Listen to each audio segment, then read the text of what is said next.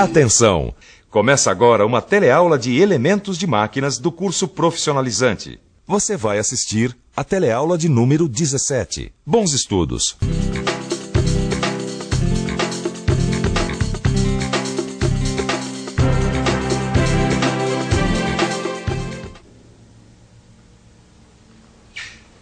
Oi, e aí? Preparado para mais uma teleaula de elementos de máquinas?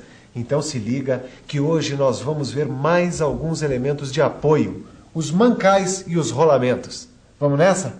A gente vai estudar os mancais examinando a sua classificação.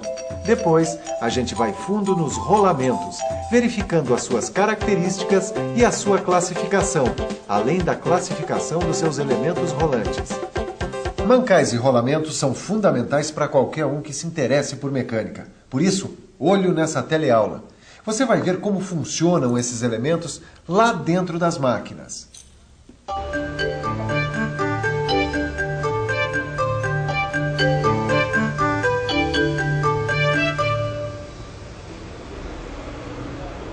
E aí, mestre Silva, tá com um problema nesse rolamento?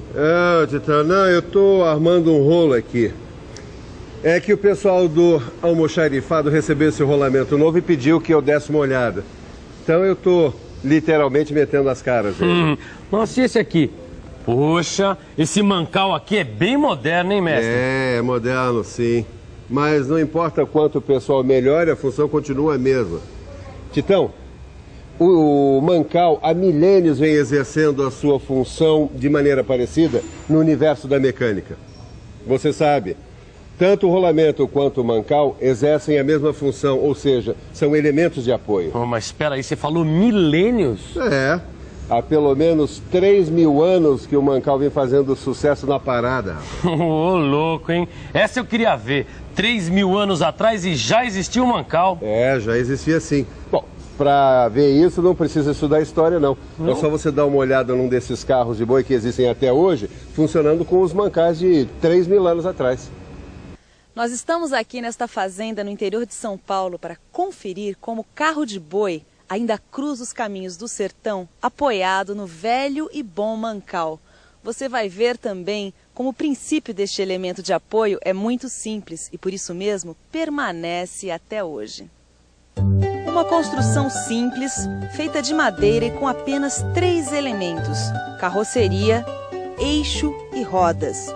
Este é o carro de boi, tanto de ontem como de hoje, porque ele não mudou ao longo da história. O seu eixo ainda é fixado na carroceria por 2 pedaços de madeira, que lhe servem de guia. Nas pontas dos eixos ficam as rodas, que apoiam o próprio eixo. Esses 2 pedaços de madeira que fixam o eixo e as rodas são os mancais do carro de boi. Para você que estuda mecânica na cidade, nós vamos dar uma definição de mancal diretamente do campo. Mancal é simplesmente um suporte ou uma guia em que se apoia um eixo. Agora acontece que o contato entre o eixo e o mancal sempre foi problema, Titão. No contato entre a superfície do mancal e a superfície do eixo, ocorre o que a gente chama de atrito. Olha, muito bem. Pois é isso mesmo, é o atrito. O problema, Titão, continua o mesmo. Só que hoje em dia a gente tem elementos que atenuam esse atrito. Elementos tais como Não seria a bucha, mestre Silva? Tô gostando de ver, hein? Pois é, voltando ao que eu estava dizendo. Dependendo do tipo de aplicação, existe um tipo específico de mancal. Como assim, mestre? Não entendi. É porque existem 2 tipos básicos de mancais, o de deslizamento e o de rolamento. Vamos dar uma conferida no mancal de deslizamento para você entender direitinho como é a questão. Para entender como funciona o mancal de deslizamento é que nós estamos aqui nesta oficina do Senai. Professor João, por favor, o que é e para que serve um mancal de deslizamento? Bem, um mancal de deslizamento é um mancal com uma bucha fixada no suporte. Ele é usado em máquinas pesadas ou em equipamentos de baixa rotação. Por que equipamentos de baixa rotação? Porque a baixa velocidade evita o superaquecimento dos componentes expostos ao atrito. E se eu precisar de um mancal com maior velocidade? Bem, Nesse caso, para uma maior velocidade e atrito menor, o mais indicado é usar um mancal de rolamento. Vamos ver agora o que é um mancal de rolamento.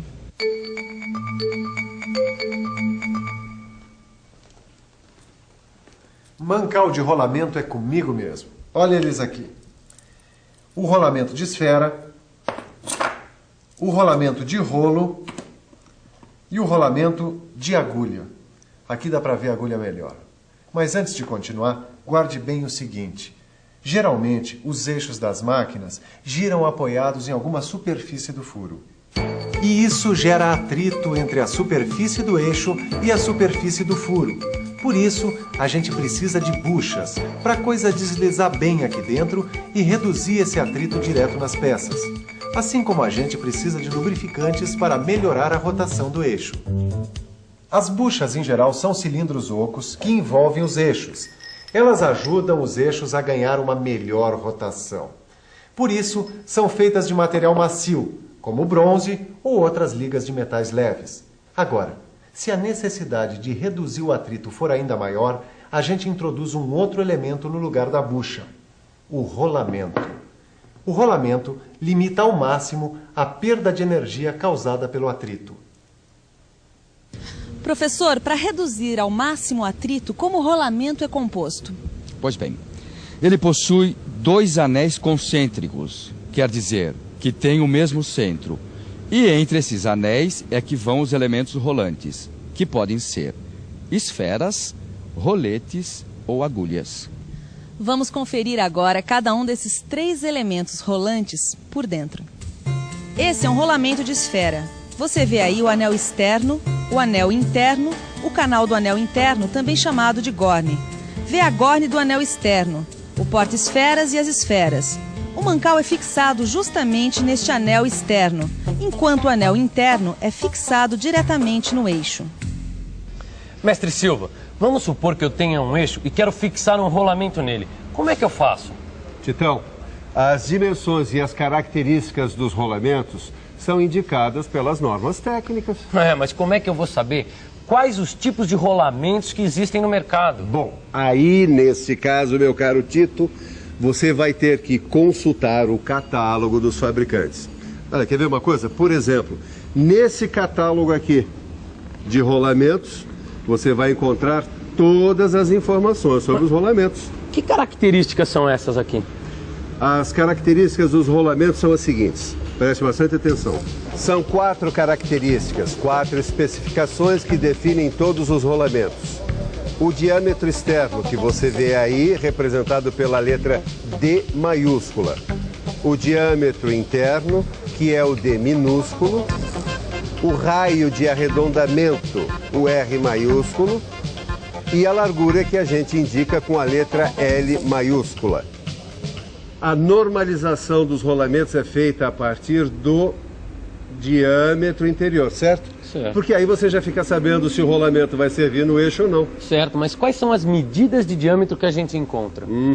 Para cada diâmetro, Titão, existem 3 séries de rolamentos. Ih, Silva, aí você complicou. Complicou coisa nenhuma, Titão. Presta atenção. Não importa o tamanho do diâmetro interno, você encontra rolamentos da série leve, média ou pesada. Leve, média ou pesada? É claro que para cargas pequenas, você vai usar os rolamentos da série leve. Agora, para cargas maiores, nós vamos usar rolamentos da série média ou pesada, dependendo, é claro, do peso da carga. Tudo bem, mas e as outras medidas? Tipo assim, o diâmetro externo, a largura, elas aumentam se eu usar um rolamento em carga pesada? É isso aí, Titão. É isso aí, gostei de ver. É claro que elas aumentam, Titão. Assim como o diâmetro interno, o diâmetro externo e a largura aumentam progressivamente conforme o peso da carga. Ah, quer dizer que os rolamentos são classificados de acordo com o peso que suportam? E de acordo com a força que suportam também.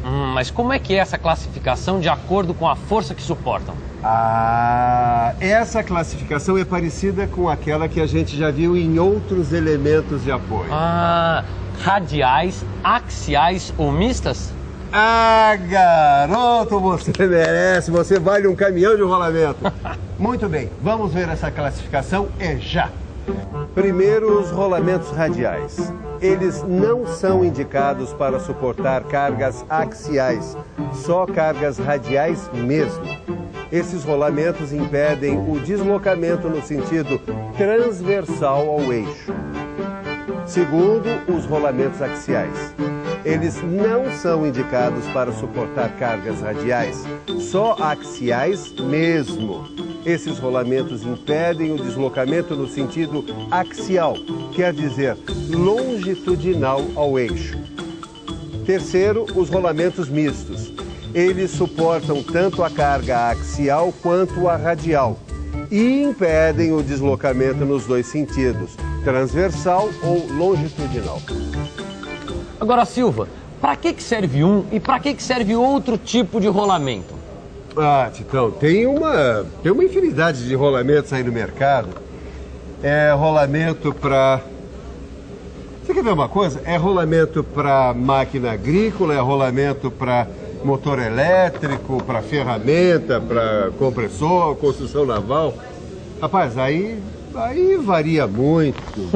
Varia muito mesmo, viu? Poxa, Silva, eu adorei esse nosso novo assunto, rolamentos. Eu vou para casa e vou dar uma boa estudada no livro de estudos. É bom mesmo porque tem muita coisa ainda para aprender. Principalmente os elementos rolantes que vão dentro dos rolamentos e que a gente ainda não aprendeu. O professor vai nos mostrar agora os tipos de elementos rolantes que vão dentro de cada rolamento. Por favor. Esse aqui é o rolamento com elementos rolantes de esfera. Essas esferas permitem que ele trabalhe em rotações mais elevadas. Esse aqui é o de rolo. Os corpos rolantes aqui são formados por cilindros, por rolos cônicos ou barriletes. Esses rolamentos suportam cargas maiores, mas a velocidades menores. Esse aqui é o de agulhas. Os corpos rolantes aqui são de diâmetro pequeno e comprimento grande. São usados em mecanismos oscilantes, onde a carga não é constante e o espaço radial é limitado. Pois muito bem. Você viu agora o que pode e o que não pode fazer com os vários tipos de rolamentos. Agora, alguém já te falou nas vantagens e desvantagens de usar um ou outro tipo? Então eu vou contar para você algumas delas.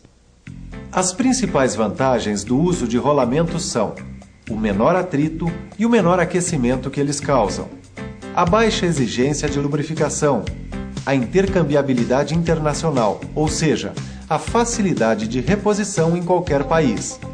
O rolamento também não desgasta o eixo e provoca um pequeno aumento da folga durante sua vida útil. Agora, as desvantagens.